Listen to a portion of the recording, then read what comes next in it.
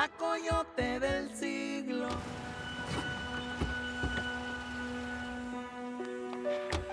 Chava, lo siento mucho, mi amor. Tú sabes que Josefina era mi cuatacha. Me voy a sentir muy sola sin ella. Mi tía Josefina era lo único que me quedaba de mi mamá, Araceli. Era la última sobreviviente del apellido Aguilar. Ahora ya no queda nadie de ellos. Ya no tengo nada. Oye, no, eso sí no lo digas, Salvador, porque tienes a Vicenta. Y aparte estás esperando un hijo que cuando nazca te va a cambiar la vida, vas a ver. Ya no quiero vivir así, Araceli. Rodeado de tanta muerte. La vida se ha encargado de quitarme a mis abuelos, a mi papá, a mi mamá, a mi parcerito Manuel y ahora a mi tía Josefina.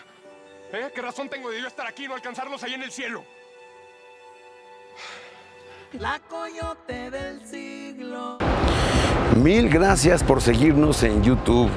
Si te suscribes aquí, encontrarás todos los capítulos de La Señora 03, La Coyote.